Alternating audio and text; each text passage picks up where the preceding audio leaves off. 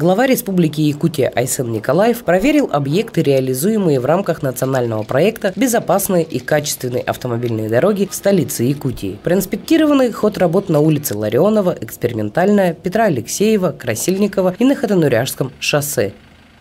Сегодня мы посмотрели работы по дорогам города Якутска. Хочу сказать, что, конечно же, в этом году объем беспрецедентный.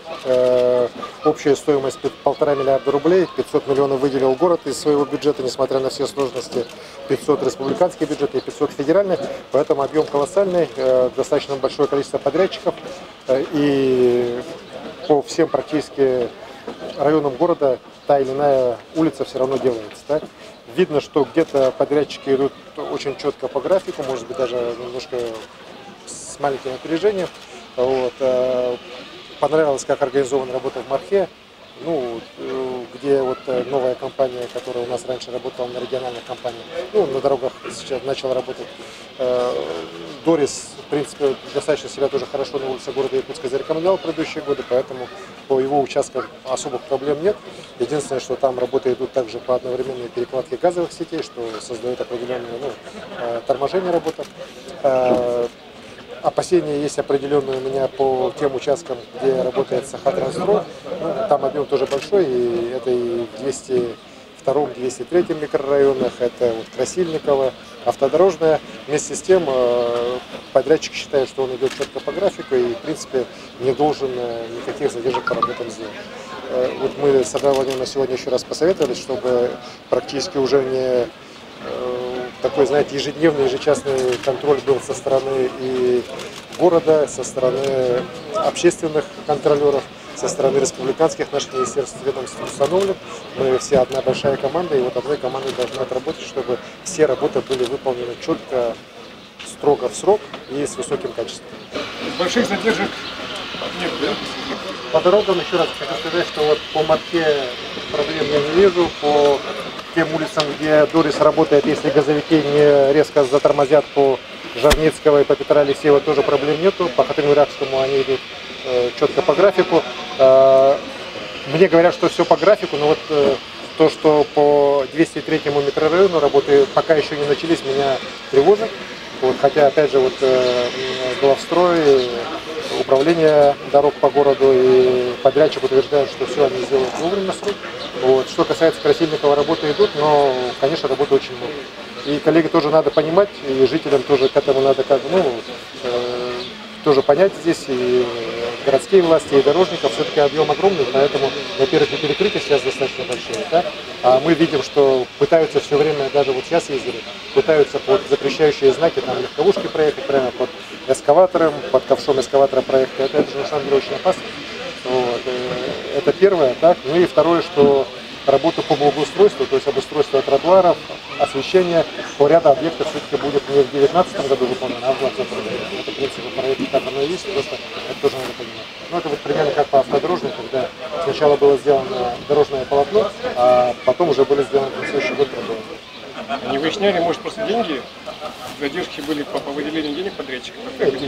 Во-первых, все деньги, они у города уже есть, они выделяются не так, чтобы они выделяются строго по исполнению определенных работ и по сдаче форм.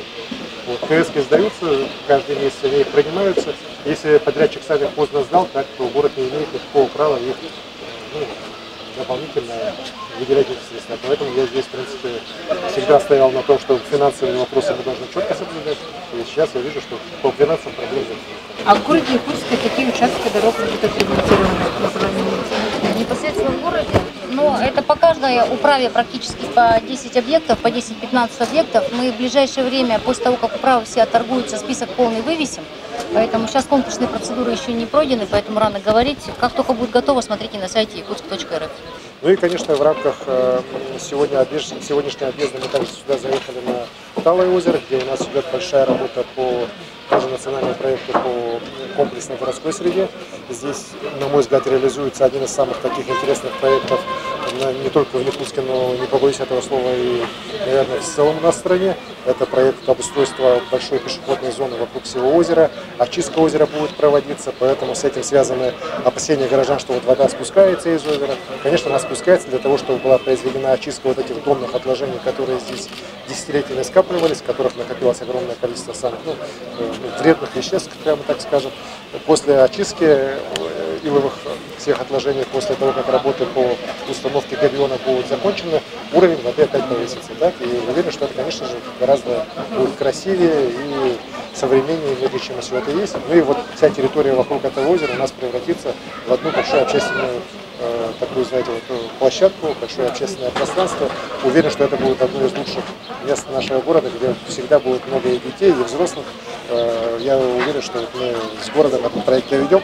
И вот даже с одной момента поговорили, что может быть к 2022 году, когда вот основные работы все уже будут завершены, может быть здесь еще и красивые фонтаны, цветной могут поставить, чтобы это было реально топовое место нашего Якутска.